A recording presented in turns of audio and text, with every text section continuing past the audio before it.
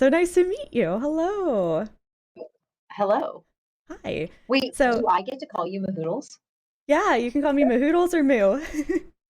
That is amazing and Oh, the best name ever. So excited to be here. thank you. Yeah, so I am a Twitch streamer. I do science communication on outer space and astrobiology. I have you streaming to my entire community here on Twitch right now. Um, and yeah, I just wanted to say congratulations. This is obviously huge being selected for the 2025 astronaut candidate class. And I am so stoked for you and everyone else who is chosen to see what you do across your careers. Thank you so much. I know both myself and all my classmates, we are so excited for so many of us who've worked so hard to be here and feel such honor in being selected to join the class and the training program. I could only imagine. So yeah, everyone, this is Katherine Spies. Obviously, she was selected to be a new NASA 2025 astronaut candidate. So you have about 2 years of training to do, and then you're ready to be an astronaut and go to space, maybe to the International Space Station, the moon, possibly even Mars. Uh, I know you have a marine background. You're awarded the Air Medal and so many other amazing achievements and medals under your belt. I see that you flew the Cobra and Viper helicopters. I was wondering, do you think that will be similar to flying a capsule to the International Space Station or to the moon? Oh my gosh, this is such a fun thing to consider. I haven't seen the controls yet on some of these capsules, but I imagine there's some real overlap there between how you use, your hands, your feet, your hand-eye coordination in order to do that work. I think the other kind of like synonym is certainly playing instruments, right? When you've got to be able to put all those things together to be able to pull that off. But I think certainly being a helicopter pilot will contribute to that required skill set. I could only imagine. I know earlier today during the announcement, you talked about the language of the aircraft with all of the inputs that you get from all of your senses around you. And you mentioned that you're excited to learn the language of human spaceflight. Would you like to elaborate on that a little bit? Yeah, absolutely. So much of being a pilot is here in this atmosphere, right? And so in that area, I know a lot. But what I know less about is outside of this atmosphere. And I think that's something that here at Johnson Space Center that's where all the experts are, right? And here, and certainly also with all the partners that NASA has here in Houston and beyond. And so I'm excited to learn from them about what it means to participate in human spaceflight. And I think the next few years of training are going to focus on some of that, and that's where my focus will be.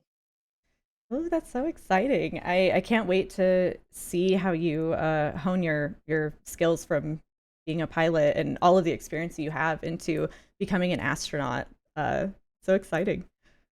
So a follow-up question I had was, what was one of the biggest or like hardest challenges in your aviation career that you had to overcome? Yeah, reflecting back on challenges, I think some of the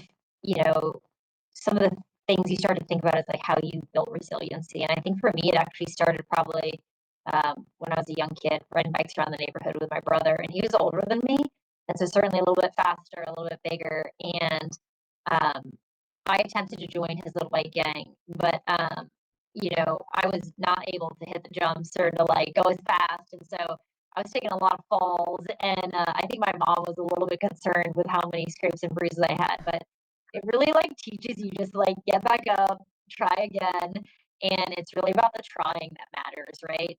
And each day getting a little bit better. And I think that translates to my time as a pilot, right? Which is like maybe I don't know how to do it today, but I'm a little bit closer to knowing how to do it tomorrow, right? And so I think just kind of approaching all of the training with that framework has been kind of instrumental throughout my time as a pilot and a test pilot.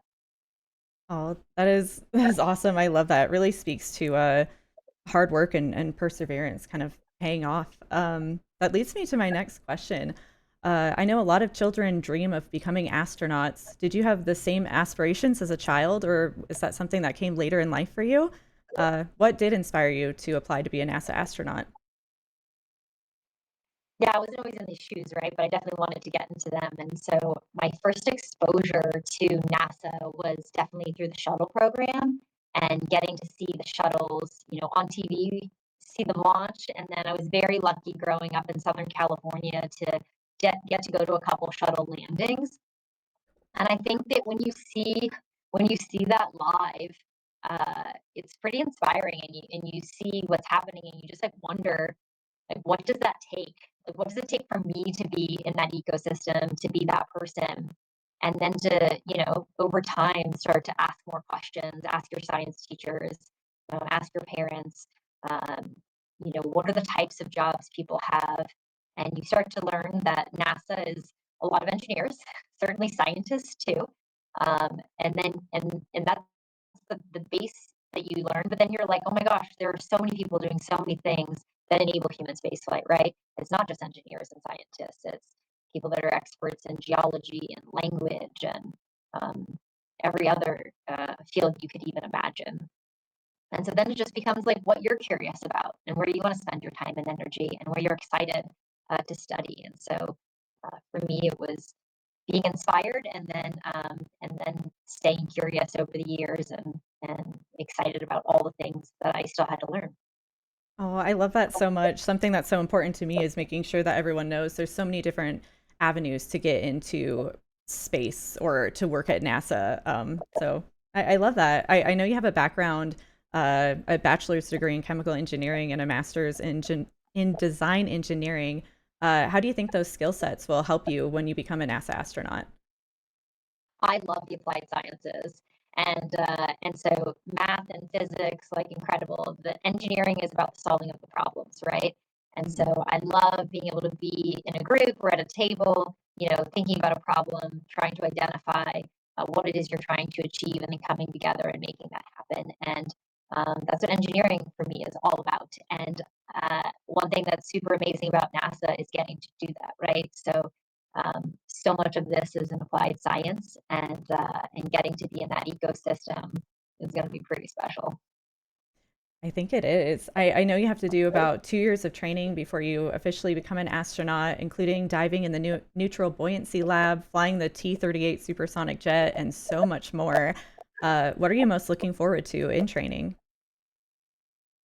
Certainly, I think the neutral buoyancy lab, because that's just like, who can do that, right? That's crazy. Right? And you walk into that facility and it's the biggest pool you've ever seen. And the infrastructure is just kind of wild. So I think that's going to be incredible. And in speaking with some of the other astronauts, it's extraordinarily challenging to participate in that training. And so uh, that will be something that I look forward to and know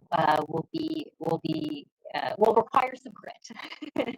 And For then I sure. think yeah, I think also certainly I love flying, right, as a pilot. So getting back into the cockpit will be a good time. And then, to be honest, some of the areas of science that I had focused, I'm just pumped that we get to spend time there. So one of my classmates is a geologist. I know very little right now about rocks, so I'm excited to dive into that aspect of this ecosystem. And so of the modules that we have in front of us, I would say that the areas I have very little information, and then some of the really like tactile functions as well would be the two that I'm most excited for. Oh, that's so exciting. I can't wait to just, I guess, kind of follow what I can through NASA on y'all's steps along the way of becoming an astronaut, and then obviously everything amazing you do afterwards. Is there something you're looking forward to the most when you're an astronaut? Like, do you have a dream mission or anything? It's an incredible time at NASA with the mission sets. Kind of, I know you referenced some of that, right? Which is being at the International Space Station, going back to the moon, and going beyond that to Mars. And all of those missions, I would be super excited about. I definitely grew up in the era where they were building the space station, and so that would be exciting. The return to the moon is just, I can't even imagine. And then beyond that, right? So once we're in the astronaut corps, um, any mission they assign me, I think I'll just think, you know, how special was that I just got selected, and I'll be over the moon about. Pun intended. That's a great pun. Thank you. That's so exciting though. I'm so thrilled for you. As we talk about putting a permanent human base on the moon and the possibility of the first humans stepping foot on Mars, what role do you believe humanity's expansion into space should play solving Earth's challenges? Isn't that just one of the most special things about NASA is just like their open and transparent like approach to science, right? So you go up there and you're running these experiments and you're learning so more about the solar system, and then you bring that back home and you help to solve the problems here on Earth. And there are so many examples of that, and it's one of the most exciting pieces, right? So NASA is about innovation and discovery and exploration, and yet in every instance we bring back all that we learn to better, all of our work here on Earth and our experience here on Earth for humanity. And um, that's something that I think is an incredible piece of the mission here at NASA. I completely agree. There's so many amazing things that NASA does that benefits everyday humans on Earth, and I love highlighting that. So I can't wait to see what you and the entire class of 2025 NASA astronaut candidates end up doing. Um, Another question I had was, what is the best piece of advice that you've gotten in life? And is that the same advice that you'd maybe give to others trying to fulfill their dreams, whether that's kids wanting to be an astronaut or college students working towards a STEM degree? Gosh, the best piece of advice certainly I think would probably have come from my father. And I think that his approach was just like, remember what's important, right? And certainly some of the most important things are your health and your family. And so I think that when you're healthy and you're happy and and you are thoughtful around the people in your life that are most important to you, that's when you kind of set the foundation to be able to do anything else. And so I think when you focus on those areas, it just provides every opportunity. And so I think I always remind myself of that. And then from there, also, if like set the big goals, right? And if you don't get them, guess what? That's okay, right? We're gonna like regroup, see what else we can do, try again. And what enables us to do that is the support of our family and our ones that we're close to, and then certainly having our health as well. So I would say those are the two most important pieces to achieving any goal. I love that. And that is such great advice. And it really kind of speaks to having a growth mindset and just to continue trying and making sure you have that good support around you. I know we're getting close to being up on time, so I wanted to make sure I was able to thank you so much for your time today. This was an amazing opportunity. I wish you and the entire new astronaut class of 2025 the best of luck and the most fulfilling adventures throughout your training and in every missions you do beyond. If there's anything else you wanted to add on at the end here, anything else you wanted to mention, feel free to. And thank you. I love what you're doing kind of in this Twitch ecosystem and working on all of the things that we're excited about here at NASA and amplifying that. And we're excited for this next kind of era in space. And so thank you for being a part of that with us. Yeah, thank you so much. Maybe I'll get to talk to you sometime in the future as well. Best of luck and Awesome. take care. Thanks so much. Have a great day. Yeah, thank you. You as well. Bye. Bye.